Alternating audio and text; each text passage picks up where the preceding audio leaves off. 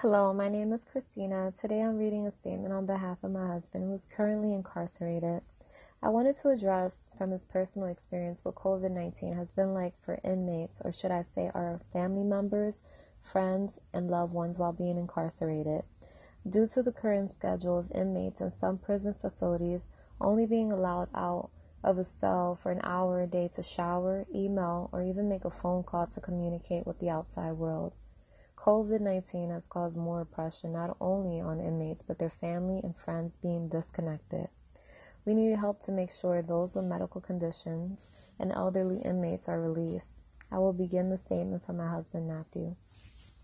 To anyone this may concern, I was asked to speak or write something briefly referencing COVID and the ramifications it has had on prisoners and the experience. Well, anyone who has been to prison can tell you this is not the place to get sick. From broken bones to surgeries I have experienced in prison, surely I've ran across some medical staff that were genuinely helpful, and I made mention of that to help paint the picture that I am not just writing because I am disturbed by these people and their overall lack of empathy, but I really was spiritually preparing myself for the worst at the initial stage of this pandemic. Things started like this. First, there was a lockdown which had everyone nervous and marveling at the time frame, preparing themselves for a short struggle, yet I started seeing how this was turning into the removal of certain amenities and liberties.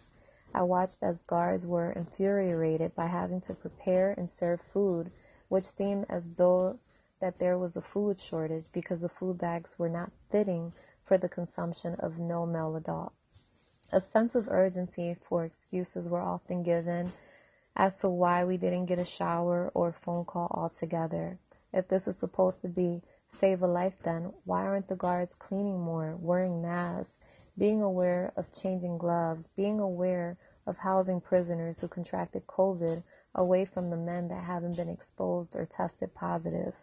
I have literally had verbal confrontations with staff about how important it is that I am afforded toilet paper when I have to use the bathroom, and their retort was some asinine statement about not having the proper authority to give it to me.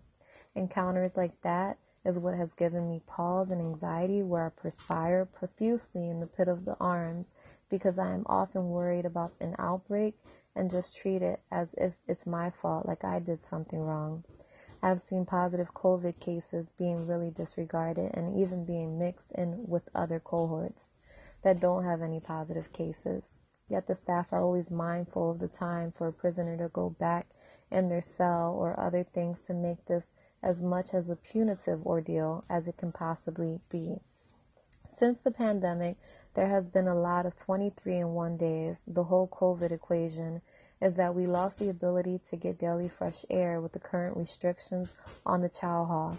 The walk from the block to the chow hall is relatively a few feet away. Still, the small liberty of fresh air was removed. One has to try and fathom the fact of a human being not getting any constant fresh air. There has been moments where I couldn't communicate with loved ones because of the hours of the phone calls.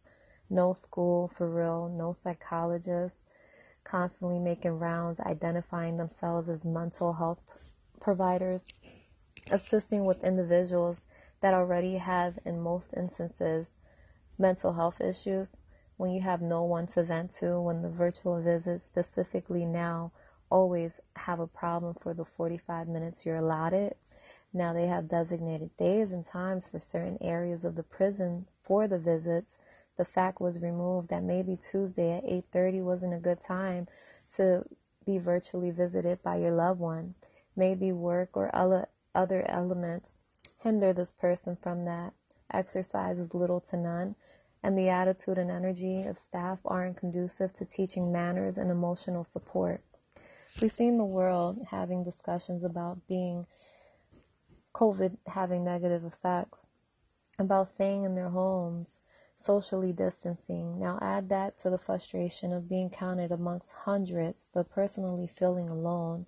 And just say the word prison and tell me what idea comes to your mind when you hear that word used at times.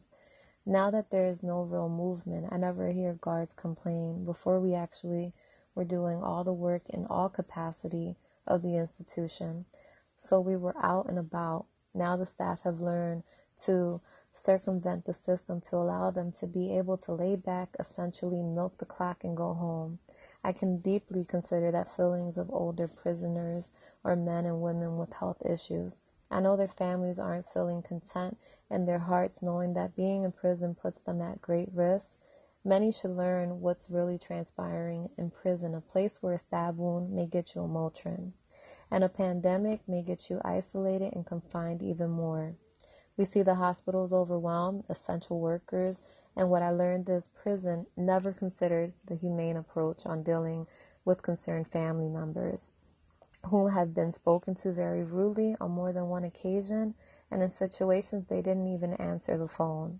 It's one thing to treat me as if I'd been treated for decades, but now that the public may hear more stories depicting the version the people seldom get to hear, my goal is to get people aware of this all.